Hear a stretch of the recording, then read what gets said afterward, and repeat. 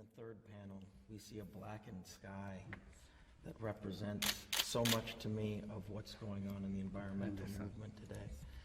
Yet in the back, you have Hieronymus Bosch painting planet Earth when many thought that the Earth was still flat.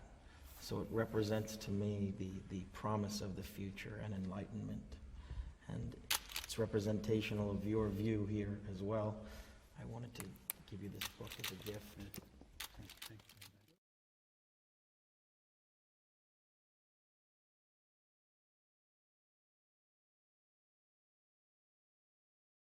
Have you not known? Have you not heard? Have it not been told you from the beginning? Have you not understood from the foundations of the earth? It is he. It is he. It is he, not she, that sitteth upon the circle of the earth. It is he that sitteth upon the circle of the earth.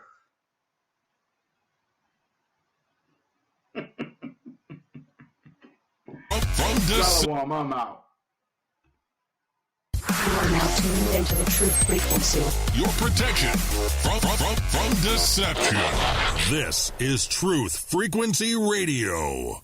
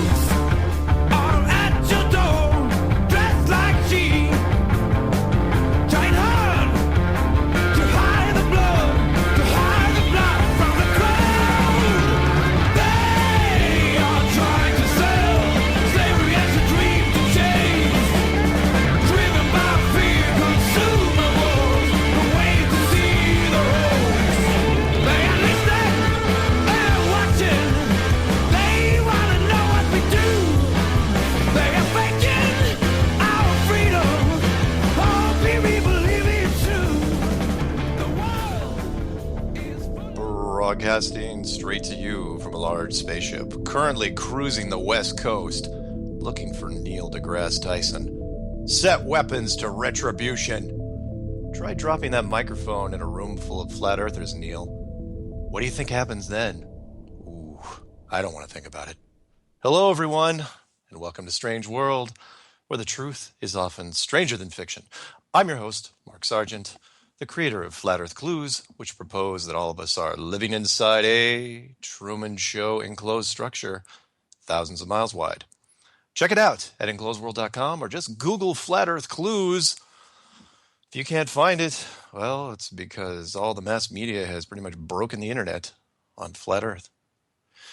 My wingman, great friend, and sometimes psychic for the show tonight is Jonathan from Jersey. What's going on, Jonathan? How's it going, man? I am here and alive, ready to go. Right on. The couple things before we start. Quick shout out to I didn't get any cookies. I got so much crap last week: shirts and candy and incense. I actually get a little vial of frankincense and myrrh. Ooh, I know. Do you know frankincense is the king of oils? It has so many properties. It's amazing. I did not know that, but I've been using it. I put it on, and it smells really unique. Yeah. So we'll see what effect it has on me. Right. But a quick shout out to Max Malone, who made a really interesting video. I can't remember if I sent it to you. He called it, I think, Flat Earth News, and it's not on his Max Malone channel. It's on Max Live, I believe, on YouTube, where he goes off in some standard rants in the beginning, but when he gets almost to the 10-minute mark, he's showing some of the Russian cosmonaut footage. And I don't know if I sent that to you, but at the 10-minute mark, basically he calls it out. The man has an eye for catching stuff. Remember, I said the internet hive mind misses nothing, but he really has an eye for catching stuff, especially when it comes to video.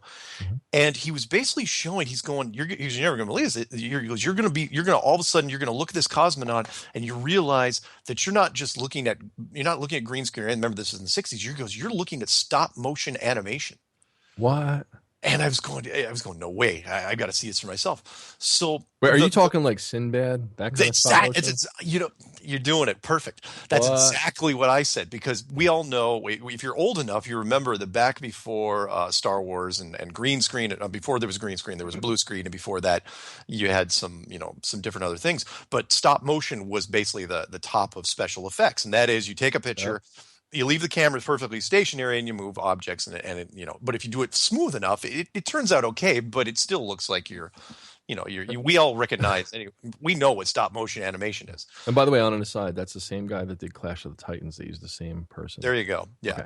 Yeah. And you can tell with like the skeletons and the hydras. Yeah. Sinbad was notorious for using it because, you were working with soft stuff usually. And anyway, so this cosmonaut is leaving. Remember, this isn't NASA. This is Russian, and which segues in perfect because I finished watching Cosmic Journey, and if people don't know what that is, before one of the first space movies that was ever made was Frau Mond, a German film, which means woman to the moon. Right? Like, that's not the one where they went to the moon. They actually landed in the moon's eyeball. No. That one doesn't count. Okay. That was super old school. Yeah, no, where the rocket jams into the man in the moon's eyeball. No, yeah, okay. No, not that thing. No, that I don't count that. But again, that was a first attempt. But Frau Mond was 1929, and then the Russians did their version of it in 1936 called Cosmic Journey, where a woman and a scientist and a young kid they go off to the moon in a rocket. Now, they used a lot of stop motion animation, right? And this is in 1936. So this cosmonaut in the 1960s, the early 1960s, when the Russians are doing supposedly their space stuff, he goes, now watch this. He goes, now you see the interior shot, and the guy's looking out of the inside of his helmet, right? And when you turn your head inside the helmet, your head turns, but the helmet doesn't turn. Right, you're turning your head inside the helmet. So the same guy floats out supposedly, right, and the frame rate's off, and he noticed that as well. He's going, yeah, you can't use a normal frame rate, or it's going to screw the whole thing up. You got to do sort of like a little faster than normal frame rate. Anyway, so this guy floats out there. I'll send this to you during the break. He floats out there, and then his literally the helmet pivots. Like 60 degrees and looks back towards the spaceship, right? The capsule. And then his arm goes up and waves. But the way it's done, when you look at it, once I tell you, once you look at it and I say stop motion animation. You got to send me this video. I will. For the show. I'll send you the link. But I'm also including the slide. I liked it so much that I cut out that part of his video and I'm including it in the YouTube slides. Oh. So you'll see it like it's to start the show. I've included it. And it's just if you know the older movies, the stop motion animation from the 60s, you'll totally get it. You'll see it. She goes, oh my God, it's straight out of Sinbad. And because when you do stop motion animation, there's certain tricks you use. Like you motion something, and as soon as that thing's done, you motion another thing. So as soon as his head was done, his arm goes up. Why didn't his arm go up as his head was turning? And his head turned so awkwardly, it was ridiculous. Huh. So anyway, thank you, Max Malone, for catching that. You catch some of the greatest stuff, and fantastic. The other thing we should address, because we addressed the Neil deGrasse Tyson last week. Was he already on that Comedy Central show last week when we did our show? Did we talk about that? We may have touched on it. It's funny. I don't watch a lot of TV, so. But you heard about it. Yeah. Oh, yeah. No, and I saw it in that whole drop the mic thing. That thing. Yeah, the drop the mic thing. I can't remember. Yeah. Did we talk about the drop the mic thing last week, or had it even happened? Did it even happen until Tuesday night after the show? I don't recall. Time goes so fast. It's all right. Well, anyway, everyone knows what happened when he dropped the mic and the internet blew up and everybody covered it. Now there's even residual stories. Even today, I think the Washington Post said, lessons we learned from Neil deGrasse Tyson. And Neil deGrasse Tyson's, what'd they call it? His long pedigree. Oh, it irritated me so much. Anyway, so we won't have to do that. If you guys want to look up, just type in flat earth, click on the news, and you'll see all that happened. But people were emailing me and asking me if I had an opinion on the Morgile Matt Boylan thing. And I will set this up for you because I know you're coming in from the outside, so you don't know exactly what happened. Yeah, I only hear rumblings. Like, people are like, do you know what's going on? I'm like, you know what? I got enough drama in my life, but go ahead. I want to hear it right from you. Okay. Because you're fair and impartial. I try to be, You're like Fox News. No. Yeah, exactly. You've entered the no spin zone. I'm sorry, I'm not a big Bill O'Reilly fan. I'm teasing. Yeah, go ahead. So when he goes, when he points the camera with his pen and says you've entered the no spin zone, I was like, well, except for the fact that your channel was entirely designed to trash. And he points his finger at everybody and yells at them basically across the table if he disagrees with them. Yeah. I get it. I get it. Fox News is all Republican, and NBC, MSNBC or whatever they call it now. Right. That's Democrat, and then CNN leans towards whoever's propaganda. Well, that, but whoever's in the White House. So if a Democrat's in the White House, they lean with the president. It doesn't matter who it is. They lean with the president. They play both sides. Anyway, so when you have dirt on somebody, if you hate them, and you know how this goes, this is high school rules here, and that is, if you find out a juicy piece of gossip on somebody and you don't like them, you tend to fall in the trap of using it. Sure. And I got to tell you, from a juicy piece of gossip, this was one step below flammable. Because everyone knows that Matt's an actor. Anyone that knows Matt Boylan, he is an artist, he is a singer, and he dabbled in acting. No question that if he really wanted, had it been more fruitful for him, he would have gone down the acting path, like a lot of people, because it opens up a lot of doors. So when he was in his 20s, and you're a starving actor, you tend to take roles that you may not be proud of, and. Go ahead. Well, normally, I know you're thinking the worst, because you're thinking the female side of things. Well, I'm thinking like Roseanne Barr, like even like Marilyn Monroe. They used to do car dates. Yeah. No, nothing like this. No. Matt was not anything that Ron Jeremy directed. Okay, let's just put it that way. Was he a fluffer? No, God, no. Let's stop that part right there. Okay, he was not in anything that was super horrible. Okay, but he didn't put it on his database, on his resume in IMDb. Right. And what it was a show. And this is actually, the funny part was, this was during a time in my life where I was playing so many games in my spare time that I actually didn't watch that much TV. This was, late 90s, early 2000s. Sure. MTV did a show, and I don't know if you remember it. It was called Undressed. Does that ring a bell to you at all? What is it called? Undressed. MTV, as soon as they started making those reality shows after the third season of The Real World, I stopped watching it. And then this wasn't a reality show. Okay. This was sort of their delving into the sexual experimentation phase. How far can we push the boundaries? Can we do a gay show before Queer as Folk comes out? Queer as Folk, the was it HBO or Showtime, where you do like a full blown. Yeah. That was a poor choice of words. So. Anyway, so they did a show called Undressed, and Matt, being what he was 24, I think, I'm sure his agent called him up, or he was asked because, young, good-looking guy, and he was asked to do the show, and he did a whole episode, not a whole season, just an episode, as far as I could tell. I don't think it was more than one episode, and it was him, and there was. He was taking his shirt off a lot, and there was a couple moments where it looked pretty bad, where he was in his underwear, strapped down to a bed. And, what? I know, and yeah, and a lot of gay sex was implied. Hey, you know what? There's a saying. Go ahead. Yeah. But it wasn't softcore or anything like that. It wasn't like a late night Skinamax type thing. Right, I mean, it was MTV, for God's sakes. There's only so far they're going to go. MTV's pushed the boundaries before. And honestly, as far as innuendo or anything, I think that some of the real worlds are way more explicit than this thing was. Let me just say this. There's girls I work with in LA and they're models and whatnot. And, when something has to be discretionary, they might use a polite phrase like, a girl's got to eat. Yeah. Oh, and that's what I think he said that. Really? So the problem is that somebody tipped off Matt that Morgulai was going to use it. And so Matt did his own preemptive video, and he was trying to backpedal as fast as he could. And he used those words at some point where it's like, look, you got to pay the bills. And actors and actresses are taking advantage of, I think, more than actors. And, he did this, and but he unfortunately made the mistake of not just owning it, put it on the IMDb. So if somebody asks, hey, it's like, yeah, it's public record. There it is right there. Be as transparent as you can. And so the Morgal used it, and there was back and forth, and it got Yeah, it got pretty ugly, and I felt bad because it shouldn't have come to that. And Why? Can I ask you a question?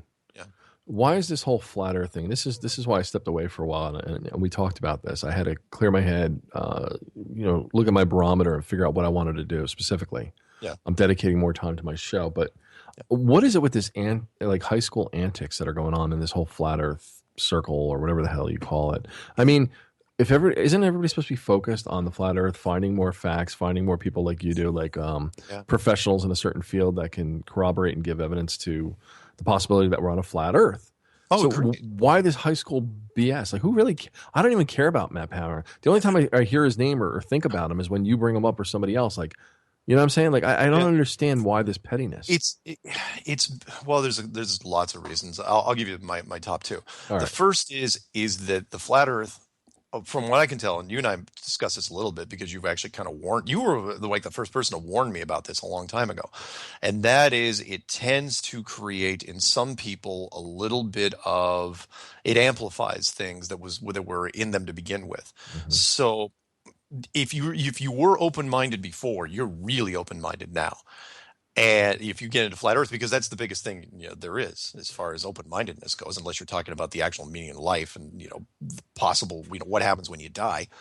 So hey, Wait. Let me just say this. You know what it seems like? As soon as you made the world flat and you put a dome over it, yeah, it's like something out of a Bugs Bunny cartoon with what's his name, Yosemite Sam, yeah, and he comes up to him and he goes, "This world ain't big enough for the both of us." yeah, It's like, yeah. what the hell happened? Yeah, for some people it's like that. They get extra suspicious because now again, remember we were kind of talking and saying, well, if this is true, Right. if the world has been a lie, then what else is a lie? Probably everything. And so then who can you trust? And so when you're looking, it's not, so forget about not trusting the government. Can you trust the guy next to you? Can you trust the flat earth guy right across from you? The guy that just made videos, the guy you just made friends with? How do I know if I can trust him? He may be a witch. Let's burn him. And that's where they go down. And people jump on it really quick. You know what I'm picturing in my head? What? Like four idiots, right? And they're like in a van or something. They're going to like storm some government facility, right? And they're like gung ho anarchists and crap, right? Yeah. And then something gets said, and everybody's like suspicious. Everybody, while like the driver's driving, he's looking at the passenger's looking at the guy in the backseat. The guy in the backseat's looking at everybody else. And it's kind of like the camera keeps going, and their eyes are going around. There you go. Yeah. Right. And then all of a sudden, like somebody drops something, like kicks a bottle, an empty bottle in the van. This is how my mind works, right? Like a movie. Yeah. Everybody pulls their gun and shoots the guy to the right of them, even the driver. And they all effing kill each other like a Mexican standoff. Yeah. Yeah. Well, if you want to go that far, yeah, go to the ending of Reservoir Dogs. Right. Yeah, nobody knows who to trust. Right. And so they lose sight of who the enemy is. Yeah. Yeah. In reality, from what I can tell, I don't think there are any shills. In fact, the closest person to a shill, and he's dropped off literally off the face of the map, was Tiger Dan. He went against. He quit? He threw in the towel? Didn't I tell you what happened to him? No. Did we ever talk about this? Did we talk about it? Well, maybe we didn't because you were gone for 3 weeks. You do so many interviews. I don't know. Well, no. What happened was he had made like 34 flat Earth videos in a row. Yeah. And then he starts building a new map, trying to adjust the flat Earth map, the azimuthal map, and he loses it. And he turns. He's like, "I'm 2 weeks in. I'm making the map. And then all of a sudden, all flat earthers are crazy or liars, and I'm going to disprove it." I mean, just an instant 180. Okay. And then he said, "I'm going to make a 10-part series, on disproving flat Earth." And he got about 5 in. And people were bugging him. It's like, okay, how are you going to disprove the 75 Bible proofs video that you said that proved the flat Earth? Right. How are you going to go against that? Because you're not going to come up with 75 verses or passages that go the other way. And then that was it. And that's all the last we heard from him. He didn't even make it to 6. He stopped at 5. And that was it, to where I've had several people message me and say, you might want to see if you could track down his real name because he may be dead. It's like, that's funny. You know what's funny about that? I was just gonna make a joke. It's funny. And you would have been like, "You're doing it again." But, I was like, "Did he shoot himself in the foot, the nuts, or the head?" Yeah. Well, he also didn't go on camera for those 5 videos. He wasn't shy about putting himself on camera to let people know who he was. Yeah. But we don't know what happened. I'm playing the world's smallest violin right now as you're telling me this. I really feel bad for Tiger Dan if he's listening, because that arrogance, that brashness, that boldness, no, it was a waste. Yeah. I mean, you had friends, you had people in the community that would have supported you. You didn't have to be a pompous ass and lose your shit. Let me just say it like that. Well, You're a lot nicer than I am, but Jesus. I know I hear you, but what my in his defense, what I would have done would have been different. If I would have run into, let's say I was working on something, Right. and there was something in it that said that the flat Earth was the whole model was starting to break down. I would have at very least called my friends or consulted with other people and say, Right. "Look, I've run into a problem," Right. and and maybe even make a video saying, "Look, there's a problem here. We need to work as a group to solve it." The last thing I would do is all of a sudden come out and say, "Patricia, you suck." Jaredism, he's a spy. And it's what? Let me ask you this. Yeah. And you're a comic book buff, so you know this answer. Okay.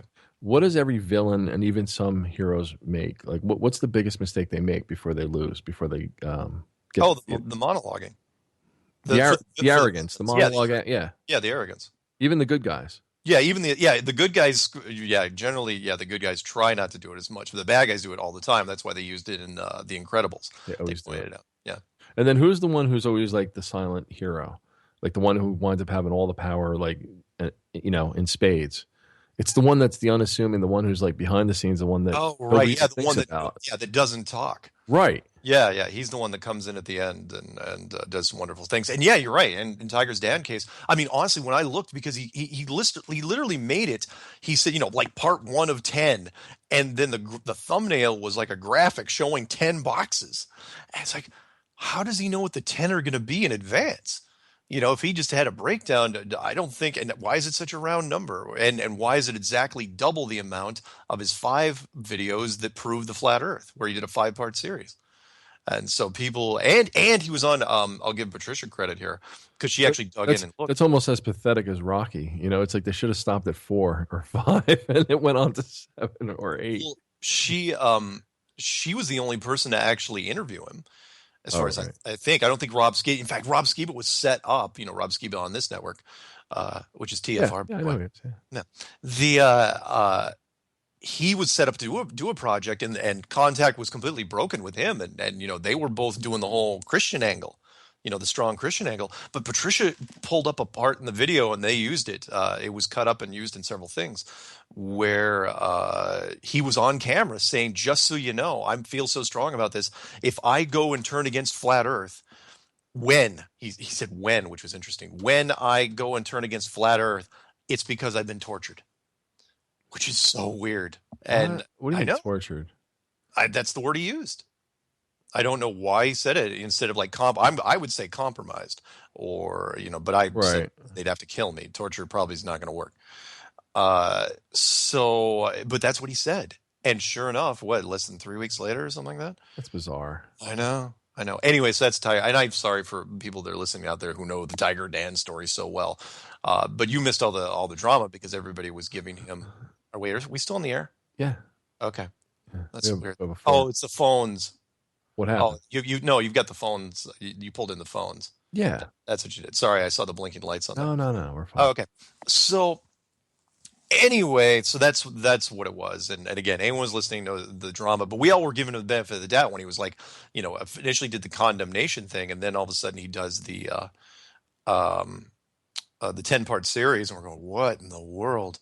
And then he even stopped at part 4, and did a special video against Rob Skiba. Wow. Saying that Rob Skiba's a liar and all this. You guys are supposed to be leading the example for the Christian side of this movement. And Rob, of course, was not even going to touch that with a 10-foot pole. He just backed off and said, "Okay, you can do whatever you want." But anyway, the point is, nobody knows what happened to him. And if anyone knows what his real name is, and you're over in England, please drop him a line.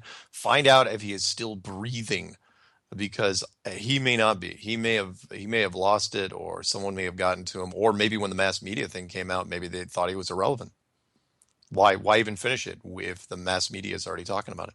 Interesting. So anyway.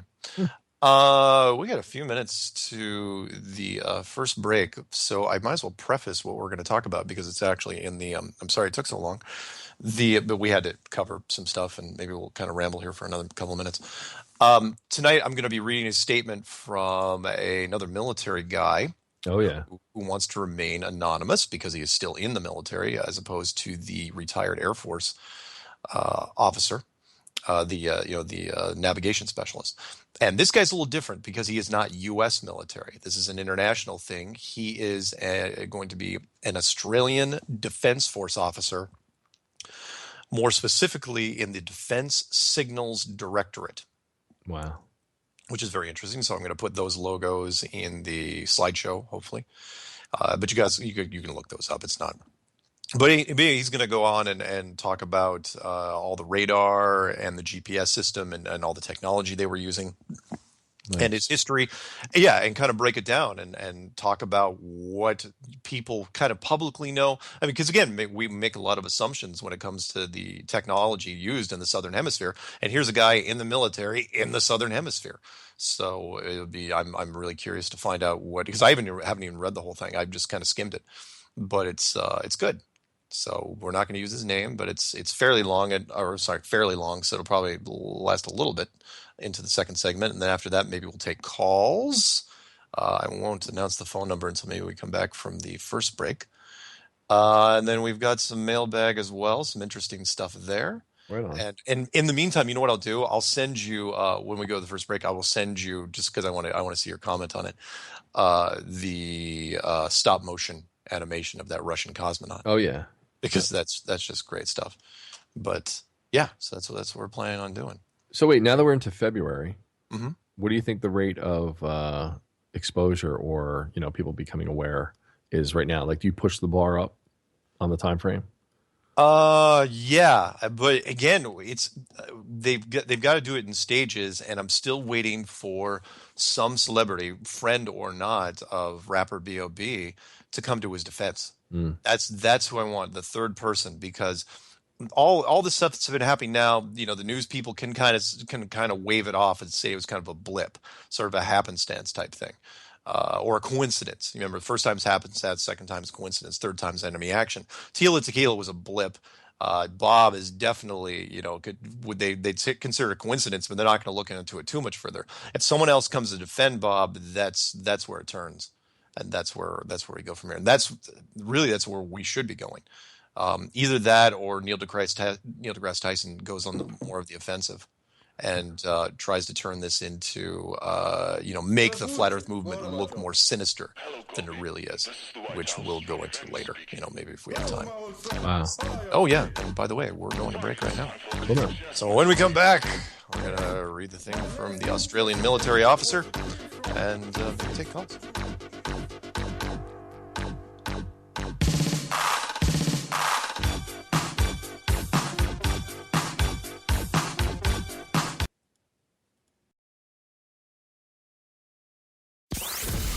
Down the Rabbit Hole with Popeye. Tuesday and Thursday on Truth Frequency Radio.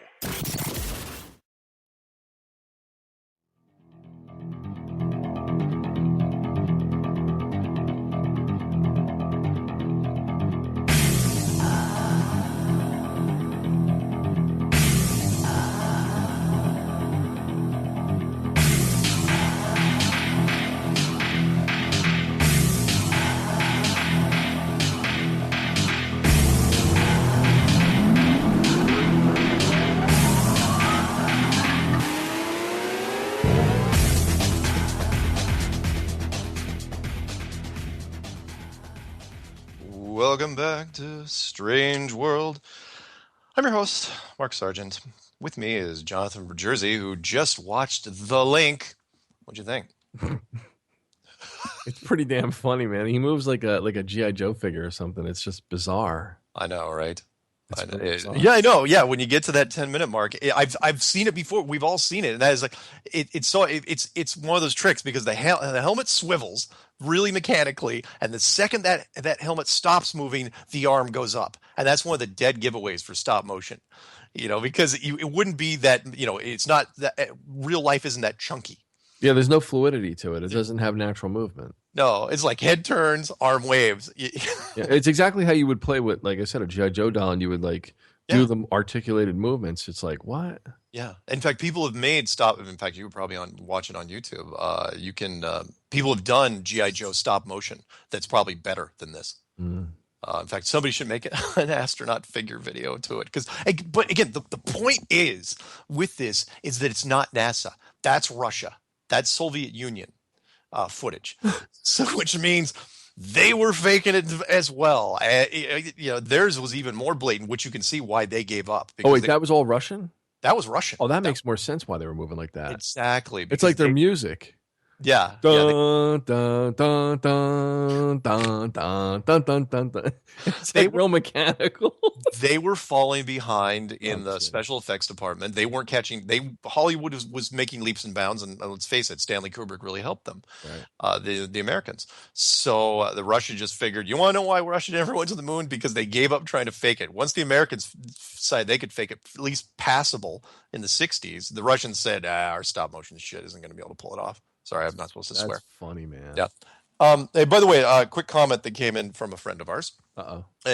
No, it was just about the Morgile thing because it was a little comment that says the Morgile actually likes Matt Boylan / Matt Powerland and respects him as somebody who first opened his eyes, and he was let down by his idol. And interesting. So. And to this person, yes, I will send you the Max Malone video when I get the chance. But right now, we're gonna read through this testimonial, which will be added to the testimonial list, and this will be testimony 11, in case anyone's keeping score at home. Who have we done so far? We have done United States Navy missile instructor, U.S. Air Force navigator, U.S. Marine Corps sniper instructor, U.S. Navy submarine chief, U.S. Army artillery radar operator, a flight instructor out of Iowa who owns his own company, industrial engineer specializing in valves and seals, a career surveyor of 32 years, an international shipping expert, and a corporate travel agent. And now, added to that list, and these are all people that are, corroborating everybody else's story. They're all saying the same thing. Nobody's arguing with each other. They're all saying, yeah, from what we can tell, there's no curvature, there's no Coriolis effect, and all the maps are wrong, and the Earth apparently is not round. It is flat and possibly enclosed. So with that, let's go to this guy. Okay, you ready?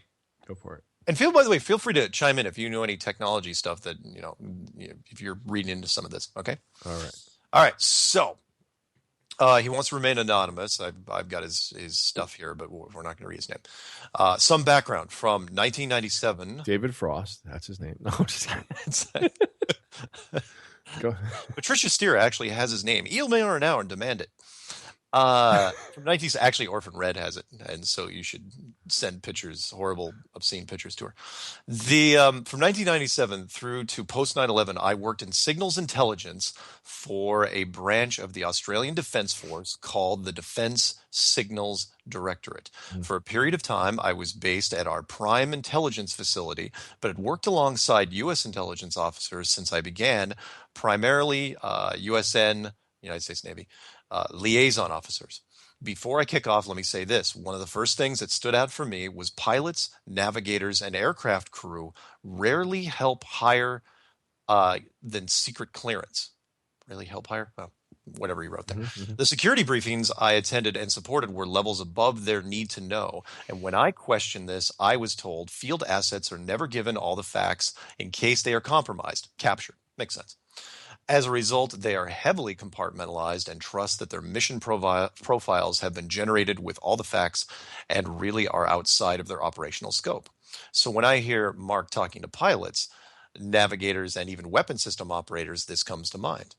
Anyway, post my time with Intel, I joined BAE Systems, formerly British Aerospace, as a senior hardware engineer assisting the design, development, and handover of Australia's first airborne early warning and control aircraft, otherwise known as Wedgetail.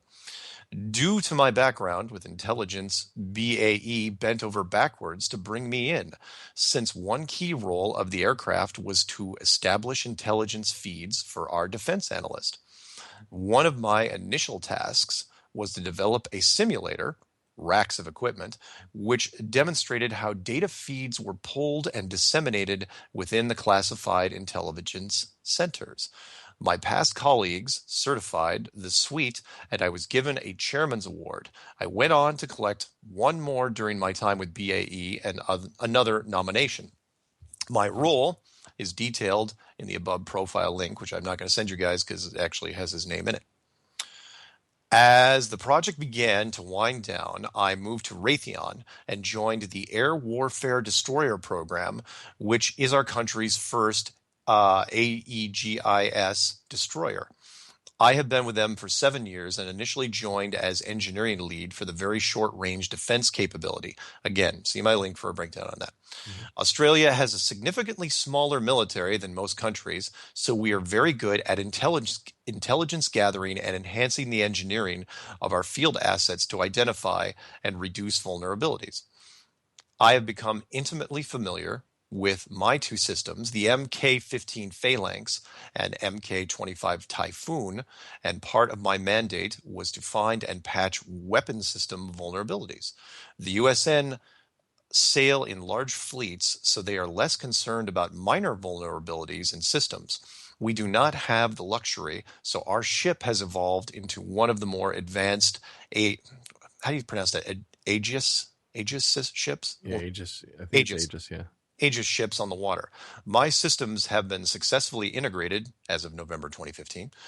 And for the past 12 months, I have been working as a combat system field services engineer, a team of 4 for 3 $12 billion ships. My role now is to support all equipment through sea trials, which has given me unfettered access to current weapon systems, their capabilities, and a conduit to the OEMs, which has led to many interesting discussions over beers. I know, and immediately I think Foster's, Right. Australian for beer. Which is crap beer, but okay. Really? It's not the absolute worst. Is it? Yeah. I'm not a beer guy. I drink wine. I drink mixed drinks. Not even much of a champagne guy. Anyway, No, they'll tell you. They'll laugh if you say, do you like Foster's? They'll say, are you kidding me? really? Ask Steven or somebody next time they call in. I suppose they don't like Crocodile Dundee either. I wouldn't know about that. Look up Crocodile Dundee when America was in love with Australia back in the 80s. Anyway, the Typhoon system, for example, has an aerospace top light camera optical system on a ground-based 25mm chain gun. Its active range is to 3 kilometers, but the top light allows you to range much further. When accepting it in Israel, I was ranging targets with the laser at 35 or higher kilometers away, nothing to account for curvature. Our ship uses GPS and as a secondary only. For years, I have been aware that should war break out, the civilian band GPS is shut down and only military band is available. We have military-controlled GPS antennas called daggers, which is DAGRS, which we use as a backup only for our weapon systems when in a war zone. It's recently come to my knowledge that shutting down civilian GPS is done through electronic warfare jamming, not shutting down satellites, which our ship is very capable of doing, as it is the Wedgetail AEW&C I worked on prior to this program, which means GPS is carried on a spectral frequency like radio waves. Our electronic warfare capabilities provide the ship with far superior position location compared to the GPS system. Observations. When I was working in the Australian Joint Intelligence Center, one of my tasks was to maintain SATCOM intelligent feeds and data links. I won't get into detail, but a few things have always stuck with me. Engineers hold higher clearance than analysts. This is because we may be exposed to higher intelligence during the process of gathering data. Logically, to better support the analysts, I was working in isolation of orders and outside my compartmentalization to establish a map of sorts for my feeds and links. This was telling me that all my data feeds were coming from ground-based sources, which I initially translated as the satellites were beaming data to classified ground installations, which were relaying the data to us. All right? The reality, though, was nothing more classified than us. We were the intelligence hub. When confronting my commanding officer about this, I was told I was operating outside of my clearance and ceased any further investigation. So And that makes sense, right? Because if you're looking again, you know where this is going. This is straight out of Capricorn 1. It's like, listen, soldier, you're figuring things out too quickly. I Exactly. suggest you go have a coffee and forget about these matters. It's exactly that's exactly what they did in Capricorn 1, where when the nerd was looking at the data, right? And he was going, this data doesn't make any sense. If this data is true, we're getting the telemetry from somewhere in the desert out in Nevada. That's almost as bad as the press corps, the guy who wrote the script for the JFK assassination. There you go. He didn't know shit from Shinola. He didn't know what kind of weapon to pick, so he picked some Italian piece of crap rifle that can't hit the broadside of a barn. And he writes that into the script that Oswald used that. And then it's like, uh-oh. Yeah. You know what I'm saying? Like, it starts to fall apart when you start to read the story, or somebody on the inside says, wait a minute, this can't be. Yeah. Or what if, I got one more for you. What if, here's a comparison. You remember during the 9/11 thing where that British reporter, that woman reporter, was standing in front of Building 7 announcing that Building 7 had fallen? Right. Oh, yeah, from the BPC. How funny would it have been? I was thinking about this the other day. How funny would it have been, or not funny, but horrible, if she would have been talking and been like, turned around and like, isn't that Building 7 right there? Well, then it hasn't fallen. Wait. Why are we saying it's fallen? If that would have actually been on the air, right? Even better, the timing would have had been perfect. And of course, if it didn't fall yet, right, and you can't blame it on delay or anything like that, then it was scripted. They knew that it was coming down. Period. And I knew coming from my profession, because I was in the time and attendance industry. I knew exactly why they screwed that up, because everybody. I mean, I saw this. I was in the time and attendance industry for. Oh, geez. Wait, what is it called? Time and what? Time and attendance, tracking, time tracking for not time travel. I was in time travel. Don't repeat that. Oh, there's a meme coming up for this one.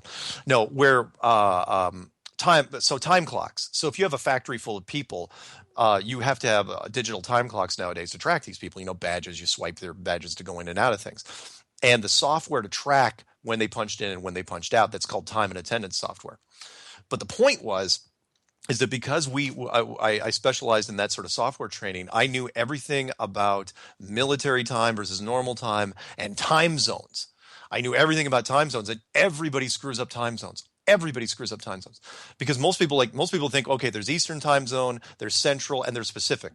They forget about Mountain. They don't even realize, there's like 4 time zones in the United States. Nobody remembers. There's like Denver. I always remember Mountain. Well, I remember because I was in it. But only because I used to use the TV Guide. Remember TV Guide? Oh yeah, exactly. Yeah, TV Guide. So the point is the British reporter screwed that up. It wasn't her fault, but they gave her too early to read because they screwed up the time zones. The distance, because remember they had to fly over from London. So when they were setting their watches, when they got over there, there was some confusion. It's like, okay, you're going to broadcast this now. And they were supposed to broadcast it, 20 minutes after it fell, but instead or 40 minutes after it fell, but they did it 20 minutes before it fell.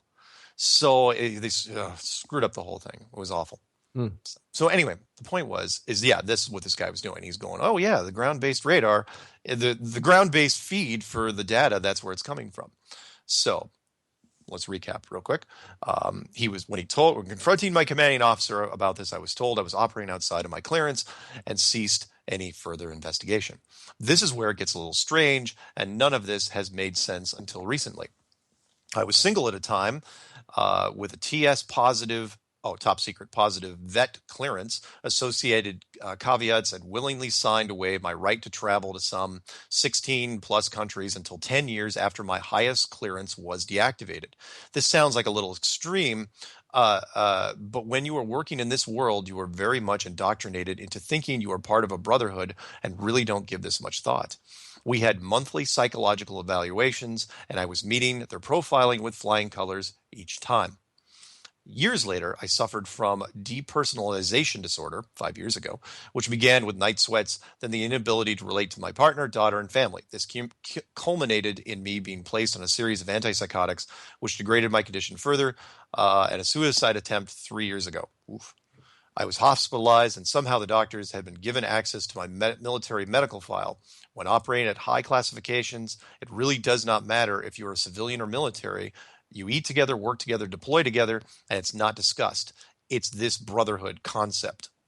My record had multiple instances of resistance to interrogation training, which I had no memory of. clearly traumatic enough to fracture and further compartmentalize my psyche. Post this, I even was seen by multiple doctors, and one conclusion was I had the natural ability to compartmentalize information and, in effect, depersonalize myself, which they theorize is what the intelligence profiling is partially about. Oh man, can I tell you something? You just reminded me of something. Sure.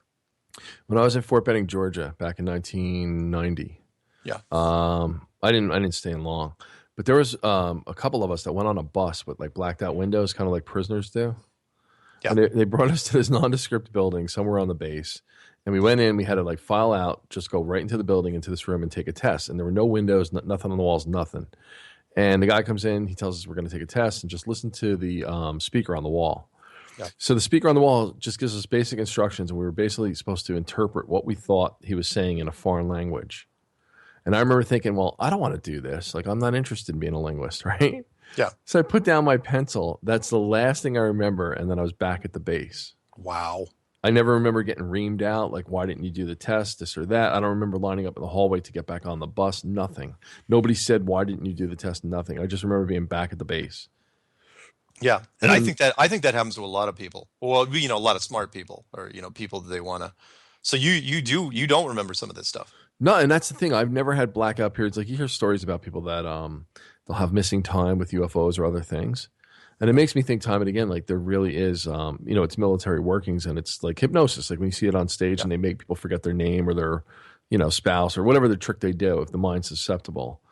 But I've been in altered states since that time, and it always comes back to that thinking, I just want to know what happened for that segment of time. Like, yeah, it's weird, because if you disobey an order, if you're taking a test, like you did when you were back in high school, right? The little fill in the dots. It was that kind of test. Don't you think if I refused and I sat there with my arms crossed to Joel Sargent, or somebody would have walked in and said, "What the hell are you doing?" Yeah, I don't remember any of that. Ugh. So when I hear this story, you're just giving me chills. Yeah, and again, I know that I've read many things on it where the military, it's kind of their version of punking you, only it's punking you for real. Where they have to test you. They need to know. Look, if you're going to be in intelligence, they need to know if they can trust you, and if that means putting you in a compromising position, even though it's completely staged, they need to know what you're going to do.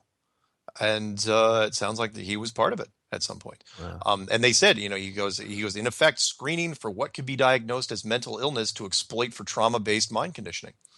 And the rest of this isn't that long. We can finish it before the break. I'm telling you this to help you better understand what comes next. While at work, a few things happened very closely together. Myself and two other colleagues were approached by my commanding officer, a Navy commander, and given a verbal invitation to visit a club and join them for dinner to aid our career progression. Not thinking anything was amiss, the three of us went along after work one Friday night to Lodge Kellerman in Sydney. Of course, realized when we were there that it was a Masonic lodge. Later learning, a very exclusive lodge. We were expected, split up, and invited to our tables for dinner. I can't speak for the others, but my time was clearly an interview, but enjoyable. The 5 people on my table were all senior and influential: the Australian director of NEC, a Coke executive, director of technologies companies. Went back several times over the following weeks, passed my interview, paving the way for my first Masonic degree. Then almost immediately after my acceptance in this club, within 2 days of my interview, I was pulled into a senior officers meeting and offered the opportunity to work at one of our joint remote intelligence posts in Antarctica. It was explained to me that I would need an American green card to work at the base, but it would be fast-tracked. Again, at the time, I did not connect these dots. Looking back at it now, I have no doubt I was being groomed to further facilitate this cultural doctrine. Then fate stepped in. I had been seeing a girl on the side from the UK who had fallen pregnant. She later gave birth to our daughter in the UK. This instigated my leaving intelligence and joining BAE with the mindset of joining a British company to transfer to the UK. A whole nother story, unrelated, but certainly changed my path. And then you're welcome to disseminate this, leave my name out, and cheers, all the best, and thank you for helping me pull the pieces together.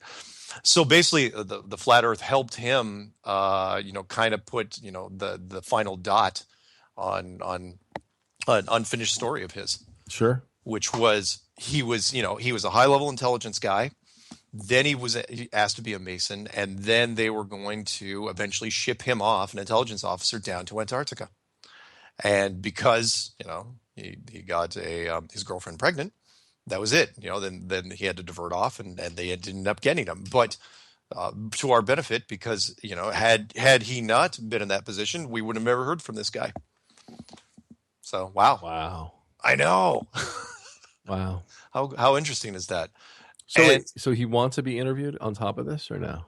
I don't know if he's listening now. If he has something to add or a lot of little details, I'd love to talk to him. But he is currently employed, and I don't know. Does he have? Yeah, he still has an active top secret clearance, so I don't think he can actually talk about it that much more. I mean, he's given up a lot of stuff though already. Probably too much for a top secret clearance, because I think lots of people could probably put that together. But What gets me, like people that have top secret clearance and all that, and they're involved, and then they develop, I don't know if it's a conscience, but something along the way, like there's a part of them that wants to get the story out. Yeah. And they're so, like, when you talk to them in private, they might be gung-ho and all this other stuff. And then they get to that brick wall, which is like their tenure or their pension. And they just, all of a sudden, they retract it all back.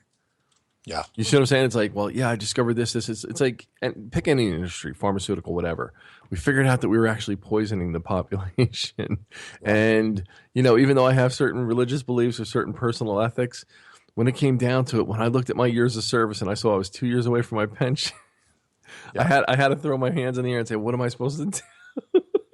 Yeah. That's all right. Burn in hell. It's okay. Sure, 2 years, no problem. Get your pension, enjoy it while it lasts. Yeah.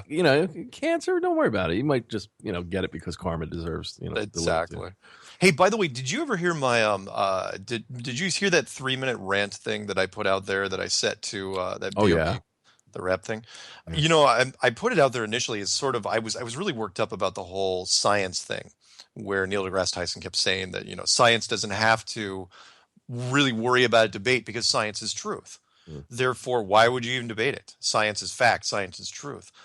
And that's where I was kind of, I'm not necessarily trying to lead a war against science in any capacity, but there's some you can't necessarily trust science with everything, because they're influenced like anybody else. Which is why I said, science. Without science, we wouldn't even be talking right now.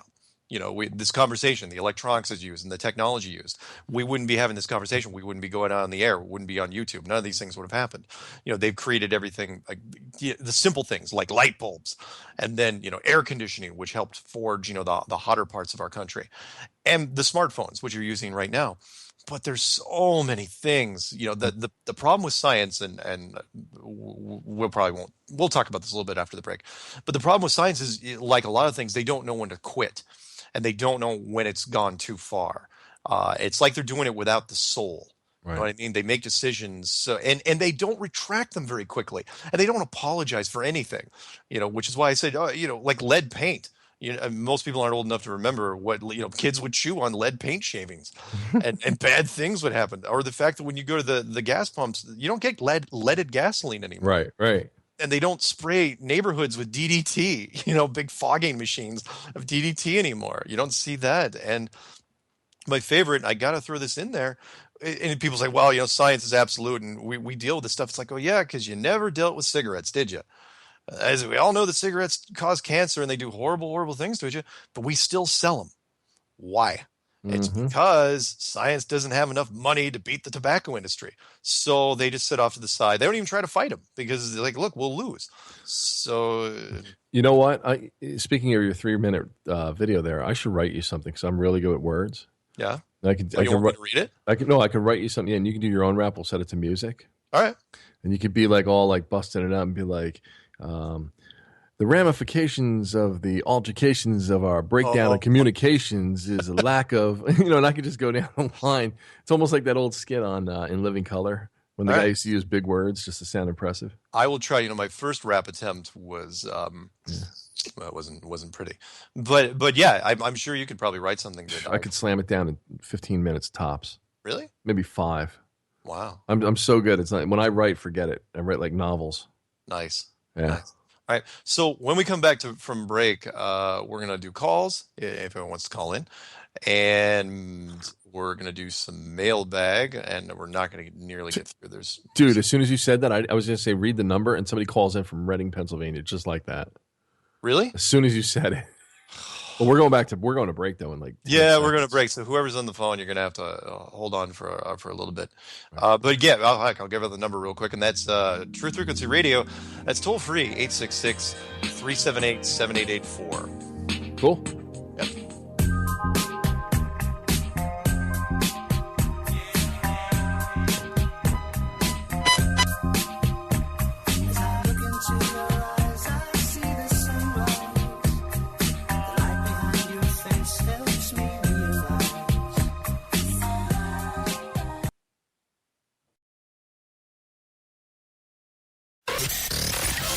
Real people, real radio. Initiating the truth frequency. This is Truth Frequency Radio.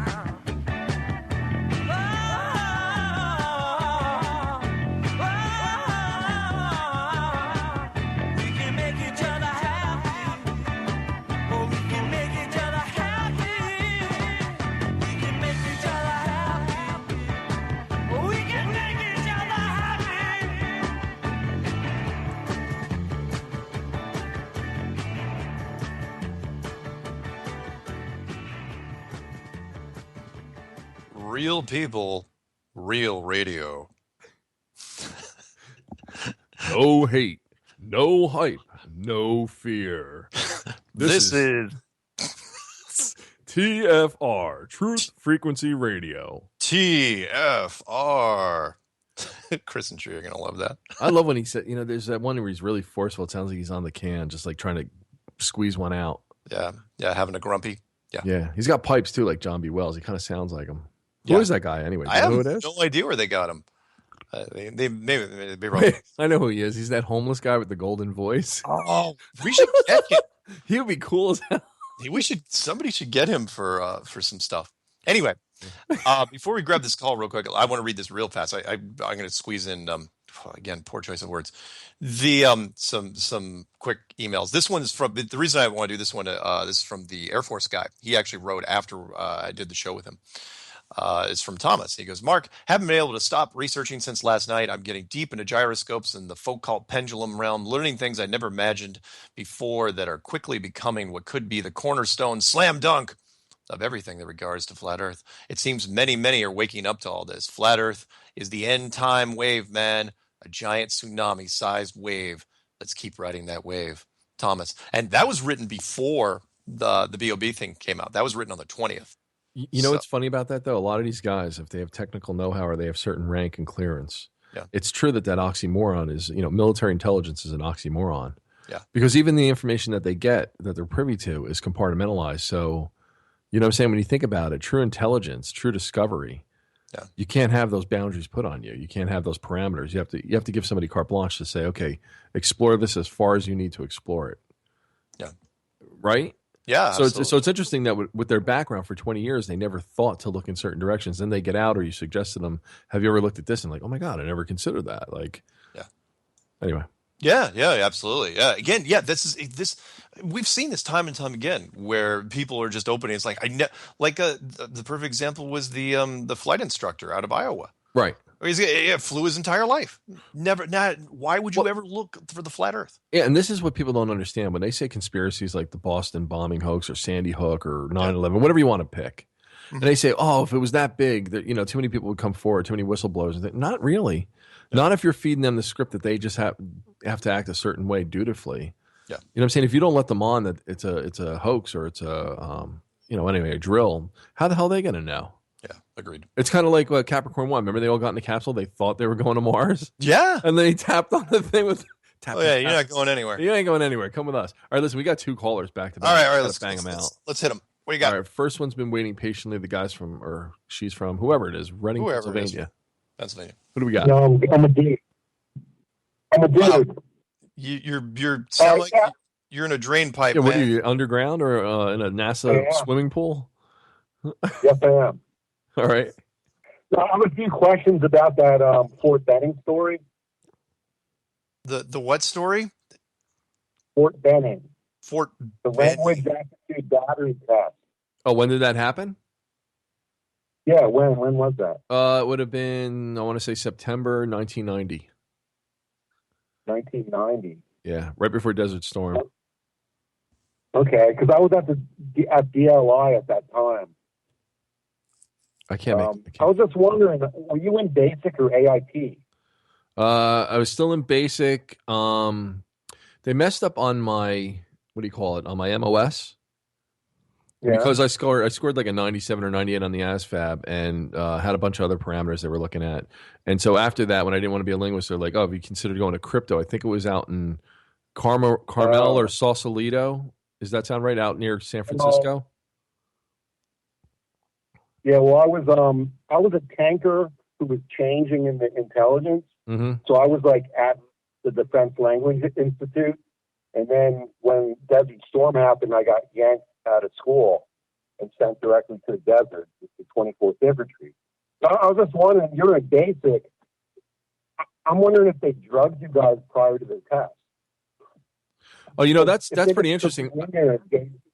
Yeah, that's weird. I hadn't considered that, but I know we were in Charlie Company and because I was going down there to be an airborne, and they said Charlie Company was one of the hardest, but not that mattered. But like I said, it was really peculiar because they picked us, called us out specifically, and then that bus was like blacked out windows. I'm like, this doesn't make sense. Like, what are we in? We in trouble? Because you're impressionable, 18 years old, you don't know. And I didn't scare for nothing. I mean, I'm from Newark, New Jersey, and I always did my own thing. I'm not a scared kind of guy. Right. But it was peculiar, and like I said, I had missing time after that, and there were other things that happened outside of the military that coincided with ufology and other areas that I was involved with. And I had one gentleman say to me point blank, I'll never forget. We were talking about what was going on at what's that place, Mark, up in Long Island, the one all the way out at the end near Camp Hero? Montauk. So there was this thing. I never talked about this before. Can I tell you real quick? Sure. There was something going on with the Montauk project. There was an extension of it. And it was supposed to be declassified, decommissioned, or whatever like that. And he was getting me involved with people. And he says, I'll tell you right now. He goes, if you get involved, he goes, just know what you're committing to. I said, what do you mean? He says, exactly. You don't know what you're getting committed to. He goes, here's a phone number. And he gave it to me. I never called. I never followed through on it. But that's another story for another time. All right. What did your MOS end up being? I want to say, and I apologize because I don't even have my DD 214s from Fort Lewis when they give you the discharge papers. Yeah. I think it was 10 X-ray. They wound up throwing me right into basic. They wanted to put me on the front lines, and their excuse for breaking the contract was, well, first and foremost, you're a soldier, so that's where we need you first, and then we'll worry about your AIT. Does that sound right? That doesn't sound right to me. I was 10 years Army. So the thing is, though, when you went to basic, did you ever go to AIT? No, because there was something else. I don't want to talk about it on air, but I got out on a health, not Section 8. What is that? Section 9? Is that honorable or just regular discharge? I don't know. Because I wound up getting hurt on my chest, man. There was something that happened in the barracks, and they were screaming. They were reading me the riot act, kind of like they're like, you're a piece of equipment. You can't be doing this, that, and other. So because I got hurt, we were being stupid. We were doing like show off contests, and we had guys like standing on each other's backs to see who could do the most push-ups and crap. And I blew out my. What's that? We used to ride the buffers. Do buffer rodeos. You get on top of the buffer, the queen, the shine the floor, and then you ride them. Good Lord. Nice. Yeah. All right. I'm taking you into a sensitive area there. I was just interested.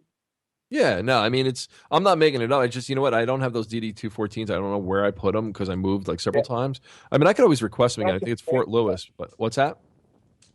I mean, it's just crazy if you're saying they yanked you guys $300, took you to a facility, and just gave you the language battery without the crypto text.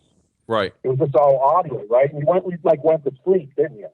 Yeah, and they left you alone. Yeah, I remember hearing the guy's voice, and it was like Farsi or something like that. It was Arabic. It was like, and it almost like in a lull. And I remember putting down the pencil. What's that? Yeah, it was actually a made-up language. Yeah, it didn't even sound like a real language. They said you're going to try to. What they wanted you to do was listen to the inflection of the voice that was coming through, and then try to identify what he might be saying based on the inflection. That part I remember. Yeah, I was an overly intelligent tanker, and I like maxed out all the intel tests, and then they gave me options of what jobs I wanted. Right. So then I chose, intelligence analyst with check training, and then I went to DLI, and there was a delay in my schooling, and I went on leave for a month, and I came back and I was overweight. Huh. And they didn't let me start school. So I was supposed to get sent right back to a tank unit, and my file was sent to the Pentagon, and it was a new command sergeant major of the Army. Mm-hmm. He walked in his first day of work. My file was sitting on his desk, and he looked at it, and he rewrote the whole rules of sending people back to units for being like overweight or something. And so I sat there for like 6 months. I ended up just running the supply room and had a squad of men under me. And then 2 weeks before I was allowed to start class, Saddam Hussein invaded Kuwait, and I got direct orders to go to the desert with the first wave. Wow. Yeah. So then I had a top secret clearance and stuff, and so I did some weird stuff. But I fought my way into the tank unit, and I was actually in the war. Let me just say this, and I have to end this call because we got another caller. But if I knew what I knew now going forward, and that I was going to be in IT, I would have went to linguist or crypto, and I would have gotten that clearance and made $200,000 coming out working for Motorola or whoever the hell would have hired me. I didn't have that foresight at 18 years old. Yeah, I had friends that ended up making a lot of money in Europe and going to Russia and Czechoslovakia and stuff. I'm an industrial designer now, so whatever. Well, there's a lot more. I can't say it's Mark's program, and there's not too much more I want to say on air about my past. But I'm gonna just thank you though for bringing up memories that I now have to go to a psychiatrist for to get out of my head again. No, I'm just kidding. Go to the VA hospital. There you go. One flew over this cuckoo's nest. It'll be like that. Exactly. Anyway. All right. Take care. Bye. Thanks. Bye. All right. Hey, Mark. Yeah. I'm traumatized now. I'm having flash. I know. Yeah, you're hearing helicopters now, aren't you? That's like somebody calling up and say, "You want to talk about your mom on air?" Like, no. Yeah. So if Jonathan starts bursting into like rants saying Charlie's in the bush, and hearing machine gun fire in his ears, you'll know why. Yeah, if you guys start hearing gunshots in the house, right? Like flashbacks, and I'll have that 1,000-yard stare. Exactly. You ever wake up somebody who's like daydreaming or sleepwalking, their eyes are wide effing open, but they're dead asleep? No, but that's because I was a huge sleepwalker. Oh, were you? All the way through college. Are you serious? Oh, yeah. Well, I'll talk about it sometime, not right now. But right, yeah, I was a big sleepwalker. Let's get this next guy, right? Yeah. Twin Cities, Minnesota. Twin Cities. You're up. Hey, guys. Wes States with Flat Earth News. How you doing tonight? It's Wes with Flat Earth News. What's up? What's going on? Go figure. What's going How on, you Wes? doing? Good. How are you? Hey, happy to see Jonathan back. I knew that if I went ahead and offered my services, he would jump right back in. The next week, he's back on the air. Good going, Jonathan. Well, what happened was as soon as you made that threat, that offer, hell froze over here in New Jersey, and I said, "Shit, I got to get back on that show." Nice. No. Nice. Oh, God, that's funny. Anyhow, I had a question that I was trying to get you, Mark, to for Patricia, but she ran out of time. I just happened to notice that on some of the newer movies that have been coming out, and they're not quite, the mainstream movie companies like Paramount and all them. There are all these newer ones that are popping out, and I noticed in the beginning of them, they all are doing the same thing. Got either showing space, planets, or our globe. I was just wondering what you thought about that. Yeah, you're absolutely right. The entertainment industry. Well, look. In fact, I'll tell people this. I was going to address this one of these days anyway. Everything that's come out really since 2015, I'm counting that as reactionary to what the flat Earth movement has been doing. And some people, in the media, be well, that's way too arrogant to say. The flat Earth movement isn't dictating anything, and I say absolutely it is, because the amount of stuff that's been happening in both NASA and mainstream media. Look at NASA real quick. I'll just run it down. The first blue marble shot of space released in July of 2015. The first, and that was from one particular satellite. Then you had the moon transiting in front of another satellite. Then you had a third satellite that was supposedly going over the moon. That was taking high-def pictures, only single shots. Then you had the, the Hamanwari Japanese satellite, geostationary satellite, which is supposedly now taking, and those are really beautiful, I would admit, taking beautiful high-res shots, geostationary shots of the moon, motion, full motion video. But it's like, look, if it happened in 2015, that means you just put it out there. Why all of a sudden this big influx of things that are showing the Earth from space? And don't think for a second also that The Martian, with Matt Damon, why is that nominated for an Academy Award? And looks like it's going to win some. I watched that movie. I downloaded it, watched it. It was literally just an extension of Mission to Mars with Don Cheadle and Gary Sinise and Tim Robbins, if I'm not mistaken. And why is this movie nominated for Academy Award? It wasn't like Interstellar. This movie was not that great. In fact, I think it even won like a Golden Globe for Best Comedy. Yeah. So you're absolutely right. They're doing a lot of stuff, and don't think for a second that the revival of the X-Files for that 6-part series. Why did that come? I know, that's another thing. That's another thing I was going to talk about. Yeah, X-Files has been dead for 13 years. And then all of a sudden they revive it for a 6-part series, and during the first 2 episodes, the week of the first 2 episodes, rapper B.O.B. comes on with the flat Earth thing, Neil deGrasse Tyson does his thing. And then this week they're still absorbing that. Who knows what's going to happen during the final week next week? Why are they redoing it? It didn't. Why didn't you do it 5 years ago or 3 years ago? Yeah. So, anyway, I wish Dan Aykroyd would pop out. That would be really cool. Oh yeah, he would be a good one because he's a conspiracy guy. Yeah, he'd be great to talk about that stuff. But I still love the inside joke that I don't think a lot of people get, which is the show intro for Jeranism, which is that line that Dan Aykroyd said from the movie Coneheads, where he laughed. He goes, astronauts to the moon, right? And right. That was, when they were joking, that was a little inside joke where they were laughing that, they were laughing about it. No, they weren't just like making fun of Earth technology. They were saying like, yeah, like Earth people sent astronauts to the moon, whatever. And it's a great inside joke. I love it. Yeah, it is. I mean, I see so many. I'm catching more and more stuff on older movies that I've watched and loved in the past, and sometimes it's even bearable to try watching them anymore. But it's Don't worry, man. It's going to come out. The mainstream is absorbing this thing right now, and again, I'm waiting for the third person or something. Something in the entertainment community is going to change this. I know it is. Yeah, I hear you. All right, guys. Well, I'll take care, and I'm glad to see you're back, Jonathan. Thanks, buddy. I'll talk to you soon. All right. Later, guys. Bye. Right. And by the way, Mark, real quick. Yeah, that was Wes from Flat Earth News. Yeah, what? No, I said 10X. I meant 10P, but it's 18X.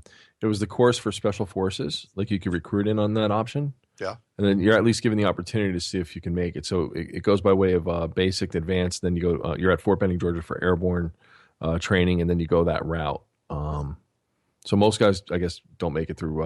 What is that? SOPOC, Special Operations Preparation. Yeah, is the hard part, but that's why I was going that route.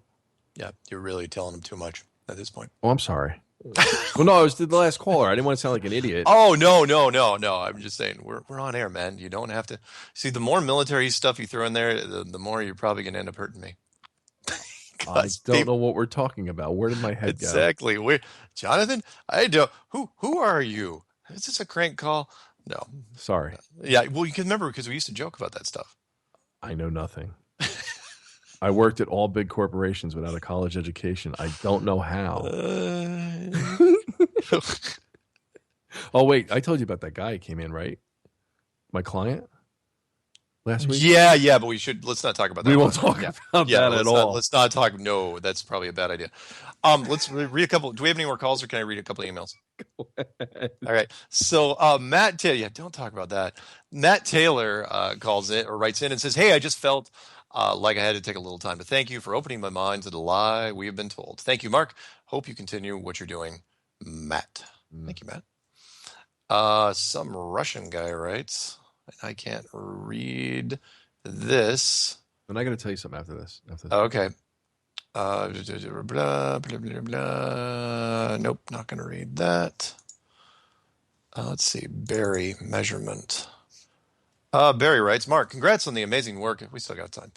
You were doing with the geocentric Earth model. My name is Barry Begley, and I'm a retired electronics technician with a keen curiosity for all things electronic and mechanical from about 9 years old to present day. The part that turned me on was not the curvature, or rather lack thereof, measurements not correlating with the heliocentric model. The reason, Mark, that I'm writing to you this day is to request a definitive experiment that with your resources could possibly be orchestrated. I realize you had an interview with a retired civil engineer on your program. What if he could be contacted and asked if two more like-minded, credible surveyors that he may even be aware of could place three transits, preferably several hundred miles apart, and the same moment in time sighted in the moon. Each of the engineers would have their own exact locations in longitude and latitude. They would each have their own respective azimuth and elevation measurements while sighting in the moon from their own locations.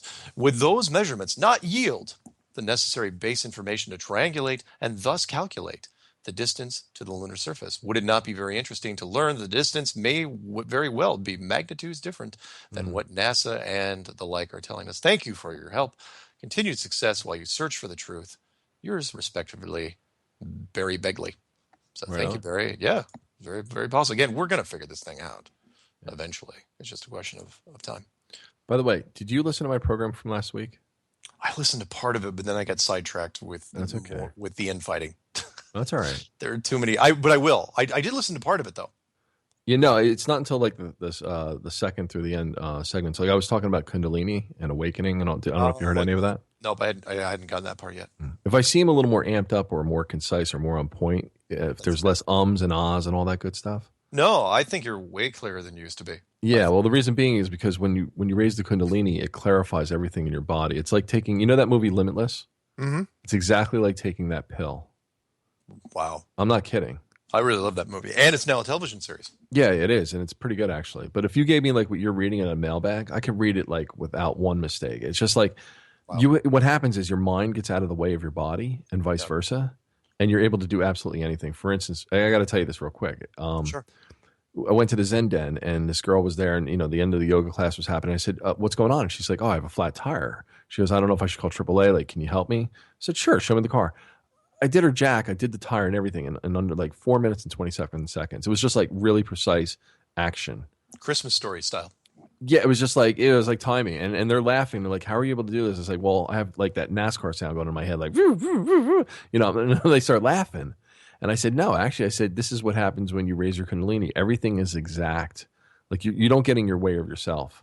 Wow. And so, like, I wanted to share it with you later on. When you get a chance to listen to that program, I wanted to like talk with you about it because we talk about so many different things, and this is like an important aspect of human evolution. I'll try to grab it tomorrow morning. Yeah, no worries. If I can. Do you want to give out the number real quick before we go into the next segment or so? We're going to break. Toll-free number to call in here at Truth Frequency Radio. That's real people, real radio. Is 866-378-7884. Normally I'd say 866-37-TRUTH, but you're not even going to listen to that. You are going to want me to say the number, which is 866-378-7884. And someone should actually look up those last 5 letters and see what else you can spell with them. 87884. Probably not a lot because there's 3 8s in there, but you never know. Jennifer writes, "Hey Mark, thanks for your video about the flat Earth. It was very bold of me when I watched my first flat Earth video, but I gotta say, it really makes sense. The implications are mind-boggling. It sure is hard to imagine the kind of person who would construct such a lie. What a strange world we live in. Regards, Jennifer." Thanks, Jennifer.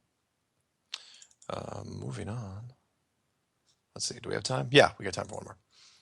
Greg from New Zealand writes, "Hey Mark, my best buddy is John Eisen. He is New Zealand's #1 conspiracy guy. He is editor of Uncensored magazine here in New Zealand. This magazine exposes all the conspiracies. John thinks I'm crazy believing the flat Earth. Today he sent me this." Basically said that flat Earth is crazy, a link.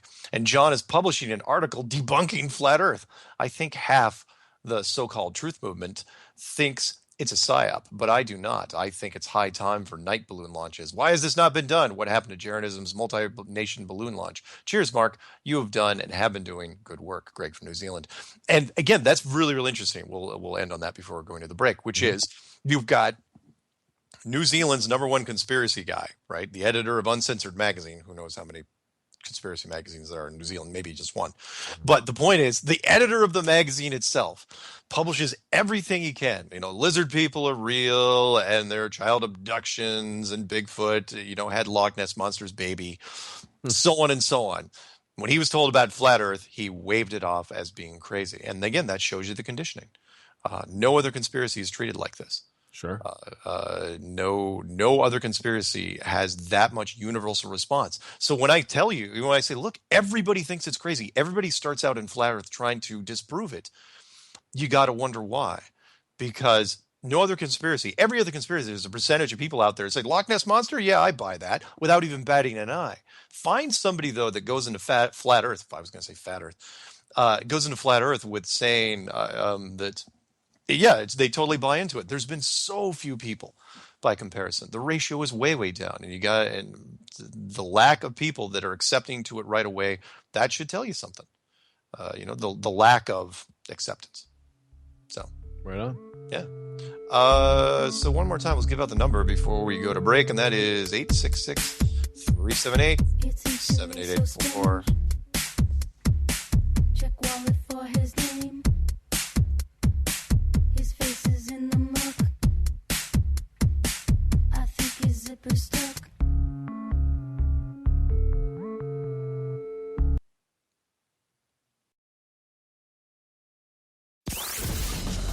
Real Politics with Professor James Tracy. Mondays on Truth Frequency Radio.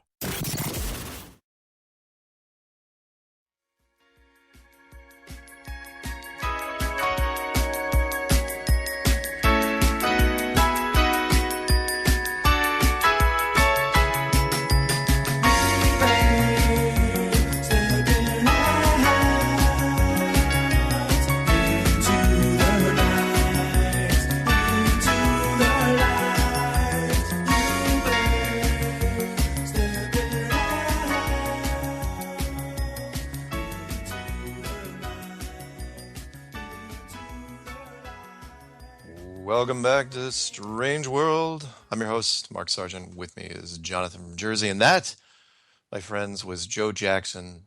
Wow. Joe Jackson stepping out from his album Night and Day, one of my favorite early MTV videos.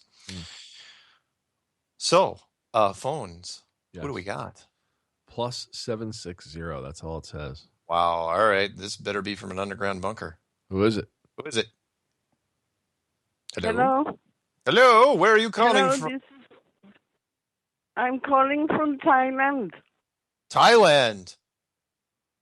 Yes. I'm in North Thailand. I wanted to give you some important information. I sent it to you over 6 months ago by email. I never got a reply, so I thought I would phone. Go. Yes. In 1928, Captain Sir George Hubert Wilkins, he found an exit to this plane He went over 5,000 miles from what they call the end of Antarctica, and he found more land there. So I read a book. I managed to get a second-hand book 30 years ago called Worlds Beyond the Poles.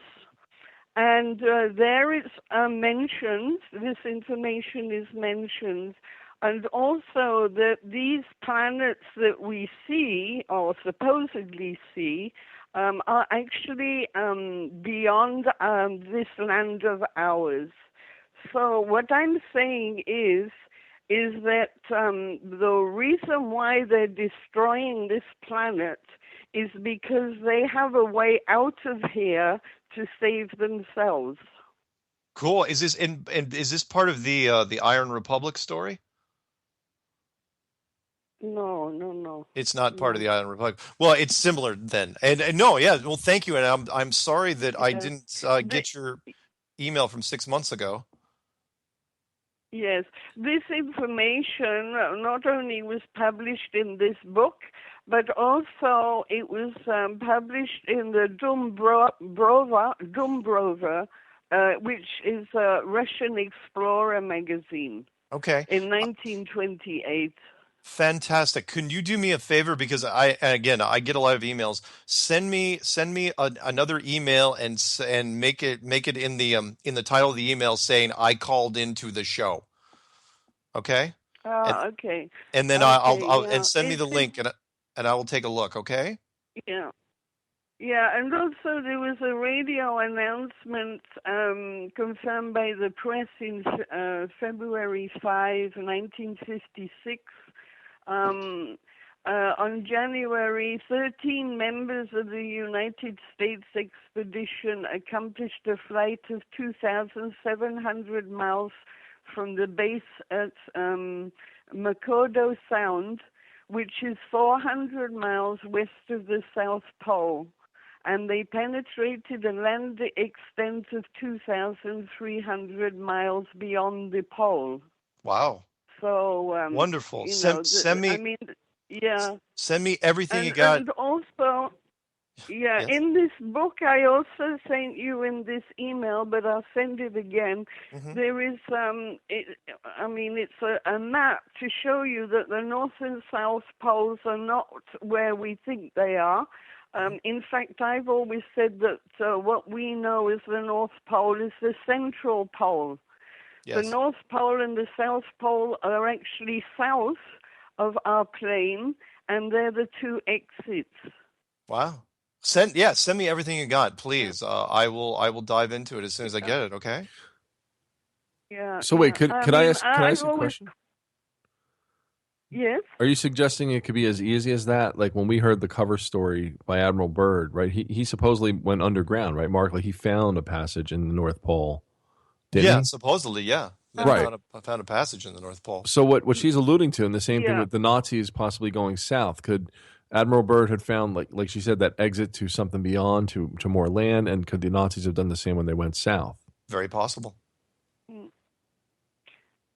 Yeah, well, in the book, Worlds Beyond the Poles, you'll find that he mentions that there's land beyond the North Pole, but I think he's referring to this according to the map that he's got in the book, you know? Okay. Cool. Well, that's fantastic.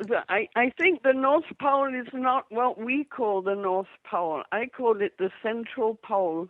All right. So, yes, he doesn't mention anything about underground bases that I remember anyway. Okay.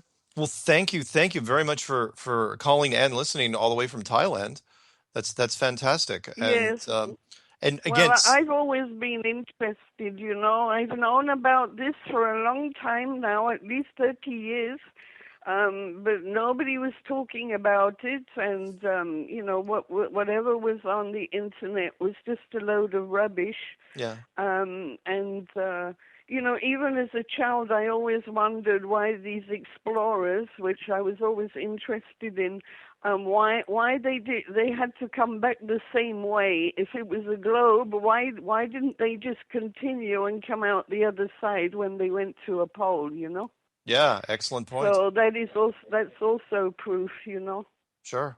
Yeah. Well, thank you. Anyway, thanks. All righty. Hey, you have a good Thank rest you. of your morning, okay? Thank you. Thank Okay. you. Yeah. Bye. Bye-bye. Wow. So she has some rare books with that too. Then. Yeah, and hopefully she'll send me. I'm really sad that I missed them, and surprised she didn't write that. 6 months is a long time between correspondence, I would think. Well, she's in Thailand, right? So they're pretty laid back. They're just like they're used to getting your car fixed. You can wait 3 weeks. Yeah, there you go. Before we pick up this next call, let me read this real fast. Sean writes, Mark, has it ever been pondered that NASA is actually a monitoring station watching out for God, an early warning system for the powers that be and or adversaries of Christ, waiting for heavenly army signs and activity? Sincerely, Sean. Wow. That's a deep thought. And I don't know if NASA is actually working with God.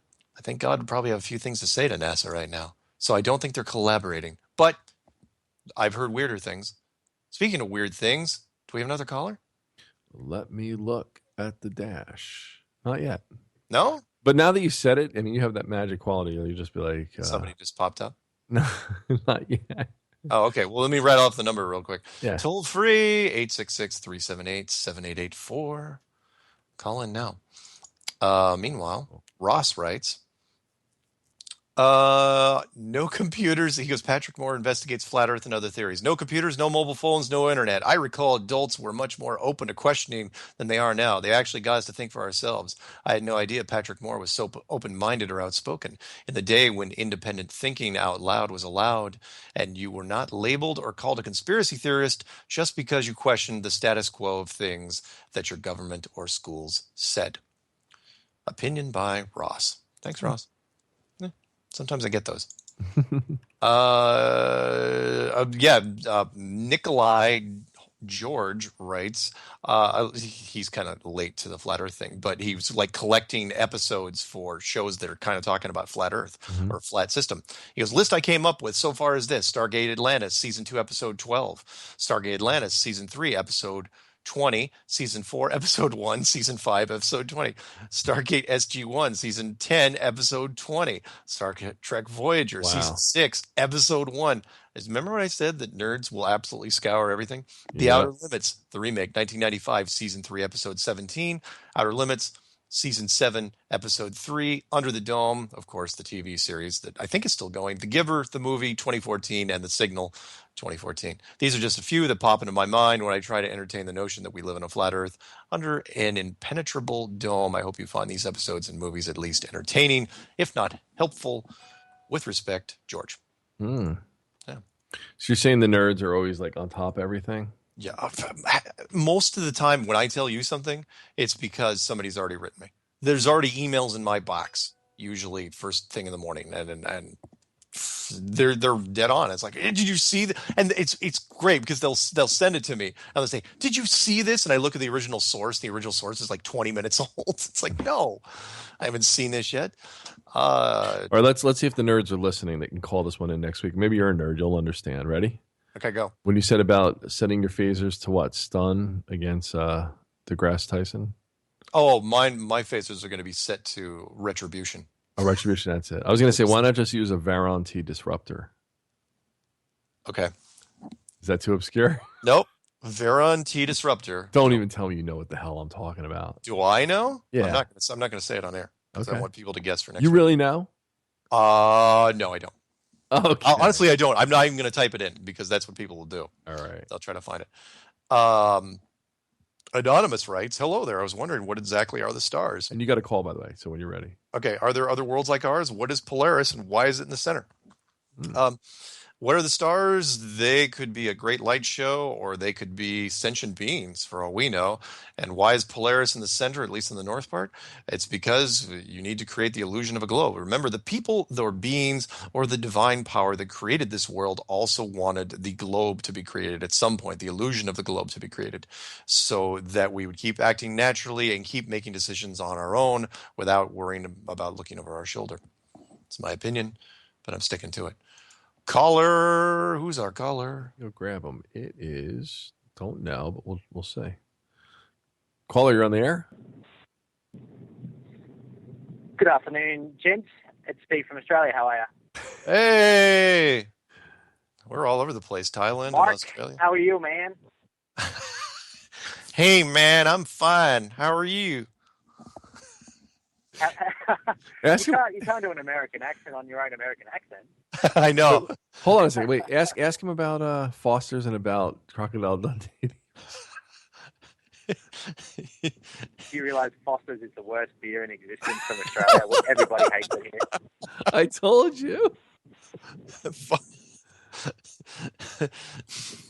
Australia is blessed with many, many beautiful craft beers with microbreweries in every second suburb.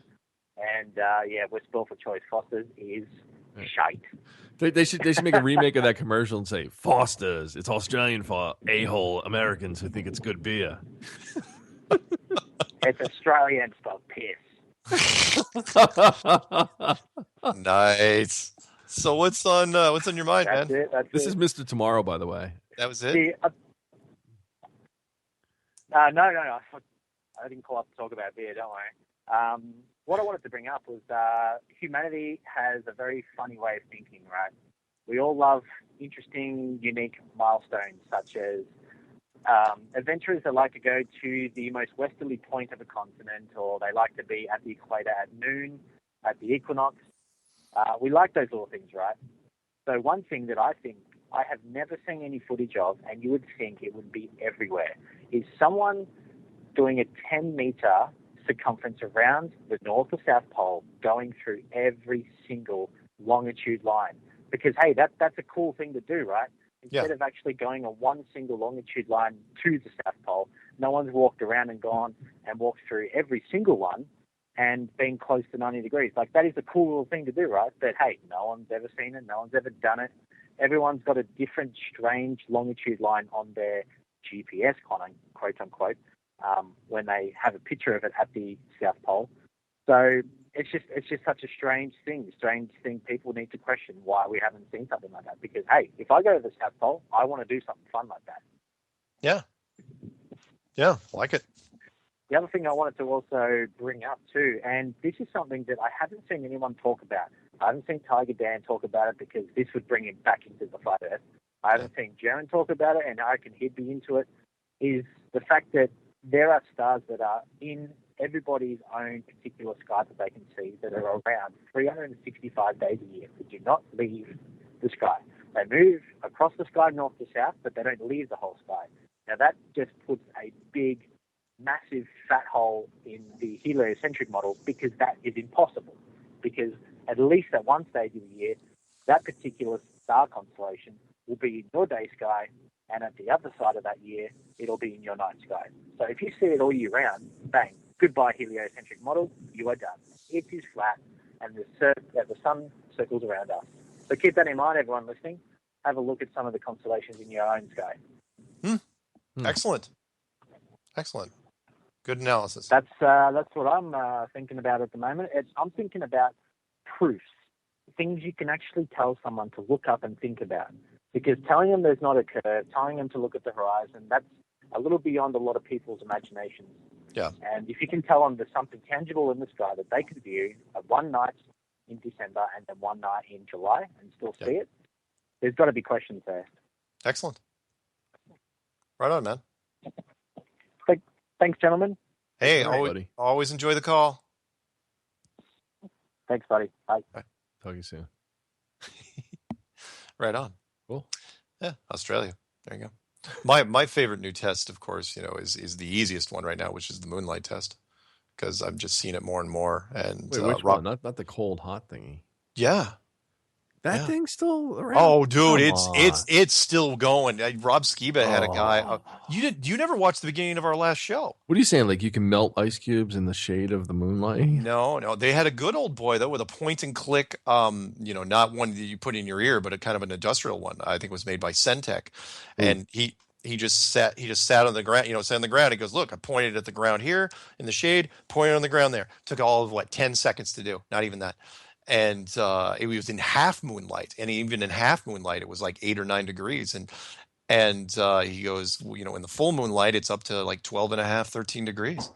And you can do it. And he goes, it works every time. Wait, in the moonlight it's warmer, or in the shade it's warmer? In the shade, it's warmer. It's the opposite. The opposite. The opposite of what happens in the sunlight. In the sunlight, we all know it's 100 degrees in the sun, and it's 90 degrees in the shade.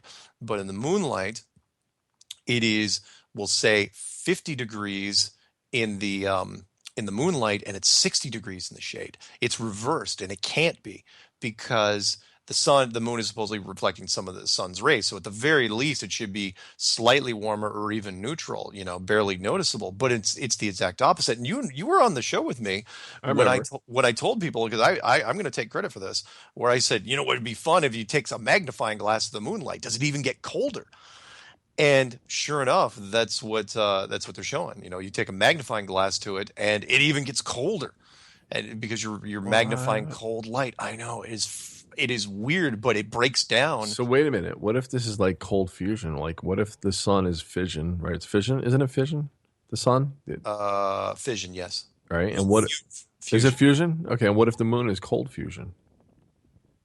Well, that's just it. The moon is self-illuminated at that point, because it's not going to transmute heat radiation into the exact opposite. That's like bouncing a heat lamp off your wall and trying to chill vegetables on the other side.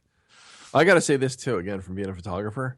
I've seen all the types of apparatuses being lit up, whether it's a scrim, whatever, and reflected the same when you use a bounce. I can't figure out what the hell the moon would even be made of, that it's so luminous when it's a full moon on a clear night. Yeah, like it sits up there more like an LED light bulb. And it breaks down everything when you say that, because okay, if it's glowing like you just said, it does glow. You could read a book in the friggin' full moon. Well, that's what I mean. If it's glowing, then what the heck were all those pictures of the astronauts of the moon on that dead gray surface? That surface wasn't certainly glowing, right? At all. But the moon is actually glowing, and it's glowing with a radiation that is actually a cooling refrigerant. That's the only word I have for it. In fact, I was thinking of making a video called Flat Earth and the Freon Moon, because it's repeatable. This is the other thing too, though. If you ever used a bounce for photography or anything? No. All right, it's folded up into itself. When you pop it open, it pops right open. It's a circle. Oh, okay. And you're basically just redirecting light back onto the model's face or something. Say the sun's behind her, like those white umbrellas. Yes, but it's totally flat. So say the sun's behind her, and of course you're going to get shadows on her face. Maybe you don't want to flash her full on, or you want to adjust your flash, but you put the bounce in front of her, and then the sun hits that and goes back into her face. Or you can use even silver, gold, whatever other more reflective material, depending on how harsh you want to control light. The point I'm trying to make is, to capture the sun, you have to sometimes turn that thing a little left, a little right, because it's never directly overhead like this, like high noon. Yeah. And you can totally miss the model's face and hit the wall behind her and other things. What I'm saying is, how come every time there's a full moon or any kind of moon, the sun at the angle that it's at going over the horizon, now I'm going by the round Earth model. Yeah. Where the sun is setting in that direction, it should be hitting the moon on an angle. The sunbeams should deflect the other way, not down back onto Earth directly. Yeah. Unless the sun is always diametrically opposed or in conjunction to the moon at that time. Yeah. You see what I'm saying? Like, I'm saying the properties of the moon, to me, doesn't look like a refraction or reflection of light. It looks like a glowing light bulb. Yeah, it's its own freaking light source. Yeah. And again, once people kind of get their head around that, it breaks down everything else. Because then it's like, okay, well, why were we told that it reflects the light? Because you know full well that there's people in the higher echelons of power that know this, that they know that the moon actually generates its own light. But until point and click digital thermometers came out, and that haven't been out that long, the average person on the street couldn't test this. You know who could do that? My brother. I can call him up because he does construction and they have all that heavy duty equipment. Yeah, I haven't tested it. And they have scanners with infrared heat and all that. I got to ask him this. Watch, well, I know you didn't watch it because you were on it, but watch the beginning of the YouTube video from our last show. Okay. I steal from one of Rob Skiba's clips where there's a good old boy with a point and click thermometer. And it, in the first 60 seconds of our show, it's basically him saying, look, and it was great listening to him because he was like, it appears so, sometimes up to 12 degrees. he goes, I don't know why it happens, but it works every time. It's like to where, like, he and his buddies, they actually do this on weekends for fun. They just, it's like they're sitting in the moonlight drinking and they just point and click on things. Look at that. Wonder why it does that. It's like, because it opens up a whole new line of questions, which, anyway. Let me do a couple more. Do we have any more calls or can I read a couple? I don't see anybody here yet. Perfect. Okay. A couple more emails real quick before we wind up with this show, which has been a fun one, I think. This one actually was posted on Rob Skiba's page, and somebody cut and pasted it to me. The guy goes, "Hey, I've been working in communication towers for 15 years now, and yes, the Earth is flat. So flat, I can pick up a straight Fresnel microwave over 600 miles away, which is impossible." Wait, what? Yeah, so as this guy's saying, a straight Fresnel, that's Fresnel. Yeah, I know what it is. Well, of course you do. Well, I was in telecommunications. Microwave over 600 miles away, which is impossible if the Earth was spherical. And how can I see Bismarck, North Dakota from Grand Forks, North Dakota? If you went by spherical Earth theory, it would be impossible. I know the Earth is flat. I've been into wireless communications all my life. The math shows it. God bless. Awesome if true. So yeah, I don't know what a Fresnel thing is, but if he's saying it's true, that's beyond its range, its normal range, I would think. Let's see. Carl writes, "Hey Mark, while you did an admirable job flying solo, Jonathan's return notches things up, and more importantly, the soon-to-come challenges will undoubtedly make his renewed presence invaluable. Flatlessly yours, Carl." Wow. Isn't that nice? That was nice. Yeah. I don't know if I ever sent that to you. Probably didn't. I'm ready, man. I got your back. I'm so clear. Cool. Yeah. Well, you should be clear because this thing's going to explode. Well, it already is exploding, but now we're just waiting for. I'm really just waiting for the other shoe. By the way, I'm down 26 pounds in 3.5 weeks. Really? Yeah. Are you getting ready for television? That too, but in my own personal life, I got a lot going on. But I gave up sugar, gluten, bread, and all processed foods. I only eat organic. Wow. Man, it's amazing. I got to talk to you off air. There's a lot we got to catch up on. Okay. Oh, by the way, am I coming to visit you in April? Yeah. All right. I just wanted to put that out there because we got experiments around. We got a lot to do yet, and yeah, definitely come out. I just want to make sure everybody knows I'm back. Nice. All right, minute and a half left. Let's see what else I got. Let's see. Benjamin writes, "Get a battery-powered gyroscope and spin it up at the beginning of your interview. Every 10 minutes or so, point out the fact that it hasn't moved yet. In 10 minutes, the Earth should have moved 2.5 degrees. He puts a little link there. "As your guests have taught me, gyroscopes will push against that slight change. That would be a really cool visual to support everything you were talking about. But set it up on something stable and don't bump it." You have to try that. So wait, is he saying in theory that wherever you start spinning it is level at that point, and then as the Earth rotates, it's going to go out? Is that what he's trying to say? I'm not. That's what he's trying to say. I don't.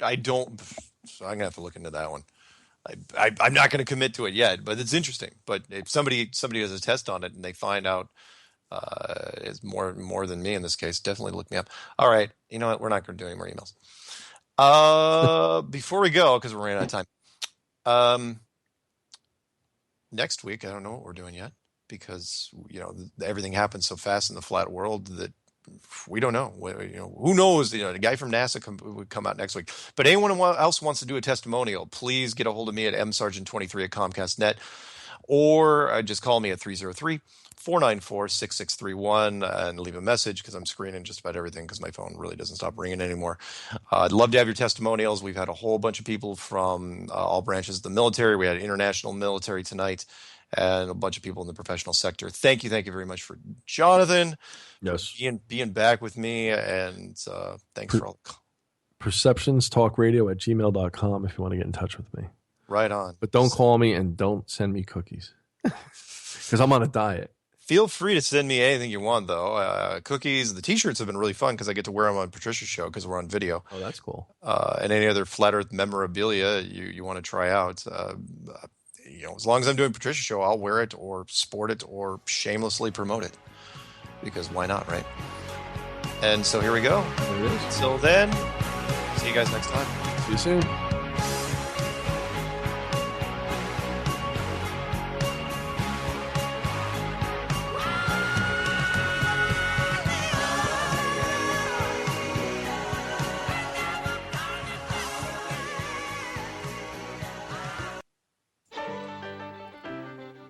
Now you can call me Lucky 'cause Lucky's my name. Singing and dancing, that's my game. I never did a whole day's work in my life, still every day seemed to turn out right. Like a grasshopper on a summer's day, I just love to play and pass the time away. 'Cause I was born 'neath a lucky star. They said I'd go far, making people happy, that's my favorite game. Lucky 7 is my natural name. Slipping and sliding my whole life through, still I get everything done that I got to do. 'Cause I was born 'neath a lucky star. School is where you are? Oh, that's not hard. Let me show you something. You multiply 7 times 1. I got 7 days to get that problem done. Multiply 7 times 2. Take 14 laughs when you're feeling blue. Multiply 7 times 3. A 21-day vacation, you can play with me. Multiply 7 times 4. You got 28 days, that's a 1 month more to pay the mortgage on your store. Don't worry, something will turn up, yeah. Multiply 7 times 5. I don't know how you did it, but man alive, that's 35. Multiply 7 times 6. Grab a stick and make a 42, clickety clicks. Multiply 7 times 7. Take 49 steps right up to 7th heaven. Multiply 7 times 8. They got 56 of flavors and I just can't wait. Multiply 7 times 9. 63 musicians, all friends of mine. Multiply 7 times 10. And that brings you right back to 70 again. You know, I think that's important. There's a trick there somewhere. Multiply 7 times 11. Even a rabbit knows that's 70 plus 7. Multiply 7 times 12. You got 84. And isn't that swell? I'm gonna try 7 times 13 just for fun. 70 plus 21. 7 times 14 must be great. Well, exactly, that's a 70 plus 28. 7 times 15, man alive, that's 70 plus 35, 105. Man, this stuff is simple, no jive. You got it. Now I gotta fly. Excuse me, folks, I'm saying goodbye. I sure do thank you for the huckleberry pie.